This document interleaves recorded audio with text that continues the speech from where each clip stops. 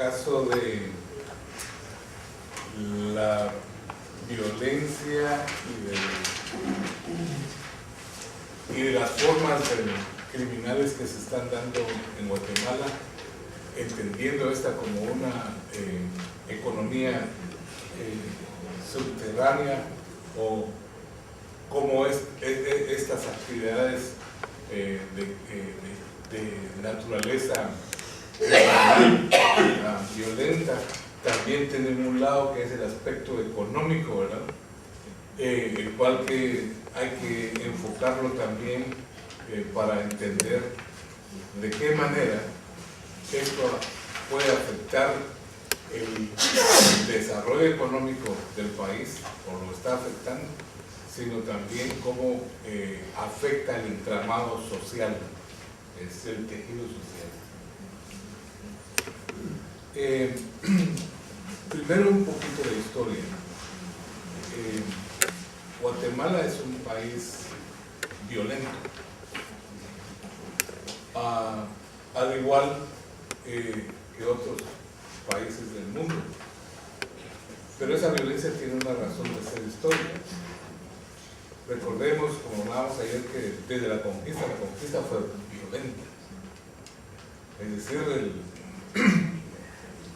los indígenas en su proceso de resistencia han tenido que ejercer violencia en defensa de su subsistencia. La expropiación de la tierra no ha sido una expropiación pacífica, ha sido una expropiación violenta. Y en Guatemala la mayoría de la población es indígena. Entonces, a lo largo de la historia lo que vemos nosotros son procesos económicos envueltos en violencia. Guatemala tuvo un periodo democrático, al igual que otros países de América Latina, entre 1944 y 1954. En Latinoamérica este hecho es muy bien conocido, que también fue paralizado, que fue interrumpido por una intervención violenta con fuerzas extrañas, con apoyo de los Estados Unidos en 1954. Pero durante ese periodo de 1954, 44-54, la famosa revolución de Guatemala, que se afrontó al Estado de Estados Unidos, generó también otro elemento que va a marcar la futura evolución de la historia de Guatemala. Resulta que esta revolución se da porque la mayoría de la población indígena campesina ha estado siendo subyugada por formas semi-esclavas a las haciendas y a trabajar en las fincas de los grandes terratenientes. Para ello habían leyes como la ley de la vagancia, una ley que obligaba a todas las personas, particularmente a los campesinos e indígenas, a aportar un libreto que se llamaba el libreto de jornaleros. En ese libreto se indicaba dónde residía esa persona y para quién trabajaba. Pero además, ahí se indicaba si tenía deuda hacia el patrón de la finca. Entonces, la mayoría de personas no tenían esos libretos porque no salían de las fincas, pero si salían de las fincas tenían que tener ese libreto.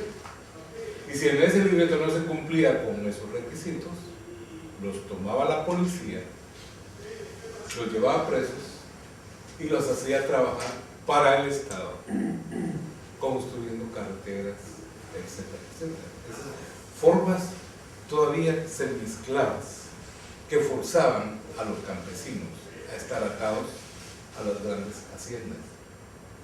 Por el otro lado, se había creado ya una franja de población de las capas medias que estaban vinculadas a la producción artesanal, profesores de educación primaria y otro tipo de profesiones liberales que exigían un cambio y una participación en la sociedad. Todos estos, junto a unos militares progresistas que también sentían el apretón del sistema conservador que no les permitía desarrollarse, se unieron en este proceso de la famosa Revolución de Octubre de 1944. En este periodo es cuando se crea la primera ley del trabajo de Guatemala, el Código de Trabajo. Se inicia una reforma de la tierra, reforma agraria que repartió cientos de miles de parcelas de tierra a los campesinos. Se admitió la organización sindical, principalmente en el campo. Pero aquí en Guatemala habían intereses norteamericanos propietarios de los principales medios de comunicación, aduanas, trenes, líneas férreas, por lo tanto, dueños de grandes extensiones de tierra a los lados de las líneas férreas. También eran dueños de fincas productoras de banano, en particular, grandes extensiones de tierra de producción de banano.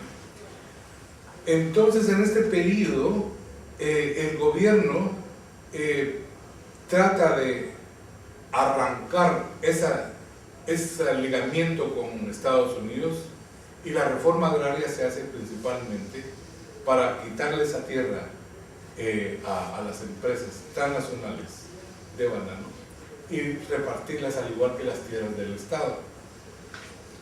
Esto tocó en esencia los intereses de los Estados Unidos. Y para ese entonces los principales funcionarios inversionistas de las empresas que invertían en Guatemala, entre los principales inversionistas estaban funcionarios de la Secretaría de Estado de los Estados Unidos, los hermanos Foster Dulles, y otro era miembro de la Seguridad del Estado de Estados Unidos. Entonces, en esa confabulación, ¿verdad?, con la reacción en Guatemala, se ejecuta el proceso contrarrevolucionario en 1954.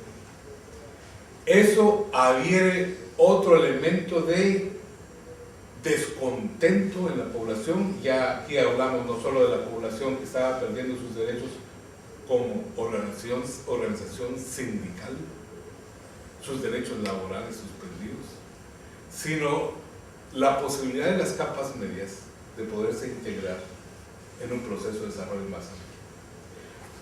De aquí surge la primer llama dentro del ejército de la insurgencia. Es decir, miembros del ejército se conformaron en ese entonces en la primer guerrilla guatemalteca, primer foco guerrillero.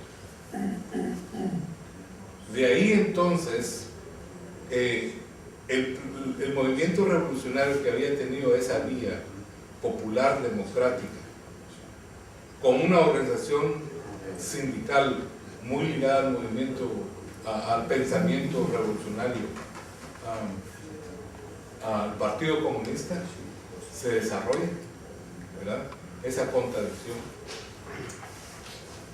y conforma un polo de la sociedad, y por el otro lado conforma el polo de la alianza de Estados Unidos con la oligarquía interna.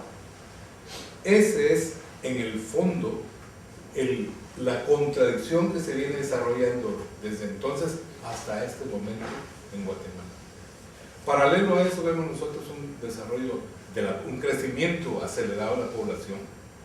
Guatemala tiene una de las tasas la tasa más alta de reproducción en América Latina, 2.4 de tasa de crecimiento anual. La fertilidad de la mujer también es la más alta, de 4,5 niños por mujer. Eso ha creado presión internamente para que los problemas sociales se agudicen. Por último, la guerrilla, que duró 36 años hasta la firma de paz en 1996, fue la justificación que se encontró dentro de los gobiernos de derecha de Guatemala y del ejército para mantenerse en el poder y ejecutar una presión, una represión permanente en toda la población. Como conclusión, estamos hablando de los años 90, el problema económico se había agudizado porque no había condiciones políticas nacionales para poder generar inversión extranjera, para generar negocios adentro. Las capas medias fueron reprimidas también en su desarrollo. Por lo tanto, en conclusión, lo que hay es una tremenda pobreza y polarización en la sociedad. Conjuntamente en estos momentos de los 80 a los 90 se está dando el movimiento revolucionario en Nicaragua, en El Salvador, en el resto de América Latina. Y nos encontramos con un panorama también de cambios en la economía internacional, la introducción del neoliberalismo. O sea que el neoliberalismo se introduce en Guatemala dentro de condiciones ya de pobreza y de represión, en condiciones de una economía que no ha podido desarrollarse. Y en medio de eso viene el fenómeno de las drogas, el tráfico de drogas. En síntesis, en Guatemala ese es el caldo de cultivo para todos los fenómenos violentos que existen en el país, que van desde los robos de automóviles a los asaltos en las calles, que suman miles, las estadísticas son tremendas, las amenazas, incluso desde las prisiones, estaban organizadas las bandas para amenazar a las personas. Y ya no digamos, la expresión máxima en Guatemala del crimen es el crimen organizado, que no es más que la vinculación de ejércitos que quedaron después de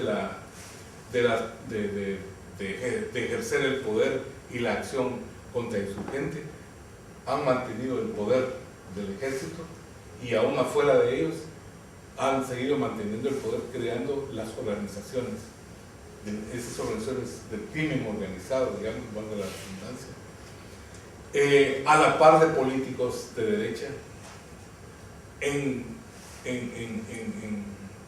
de acuerdo con incluso gente de las clases dominantes, y ellos son los que están atrás en el control del Estado. O sea que es un Estado en el que estamos viviendo ahorita, dirigido fundamentalmente por organizaciones criminales. Y eso lo sabe todo el mundo, eso lo sabe los Estados Unidos. Pero ese es el producto histórico de cómo la intervención en América Latina ha causado el retraso, la pobreza y ahora el crimen.